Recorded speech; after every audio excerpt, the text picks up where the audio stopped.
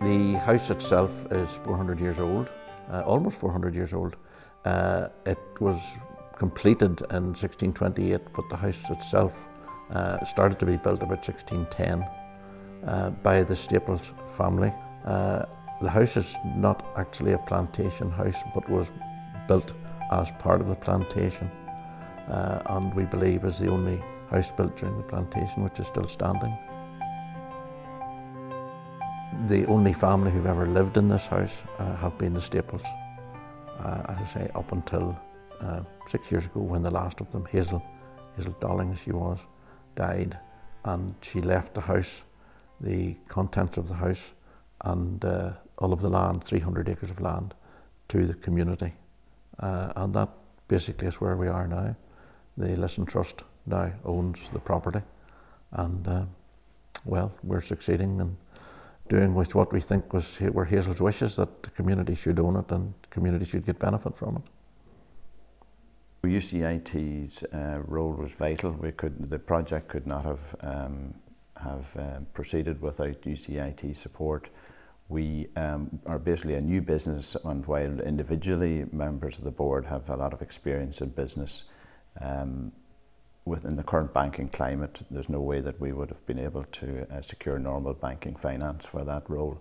So UCIT were essential to the success of the project. We were able to raise almost £1 million. That £1 million has been spent almost entirely on the house itself. Our roof was in very bad condition and we had to completely re-roof it. The electrics, the plumbing all had to be brought up to date. There was never any mains water supply in the house, and as all our visitors know, our entrance in is 1 mile long, so we had to bring water in from the main road, mains water in from the main road. The electric was also brought in, and again, obviously that's 1 mile long. And we took all of the plaster off the outside of the building and replastered it with lime plaster as it would have originally been done. And we put new windows in.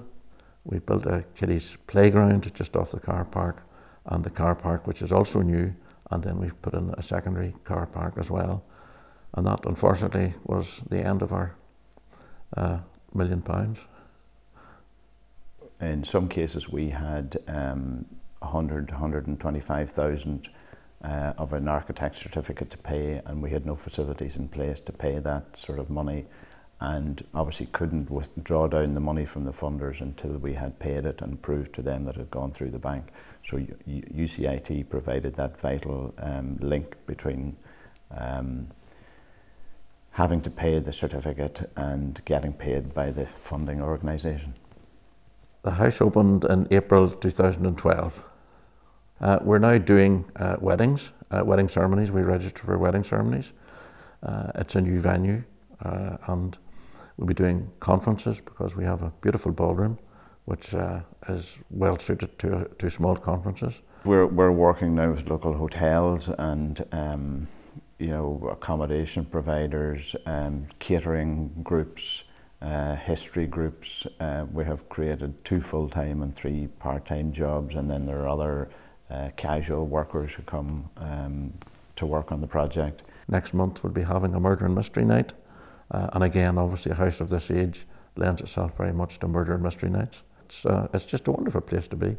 Hazel called it her golden place, and I think the more you be here, the more you learn why she called it her golden place.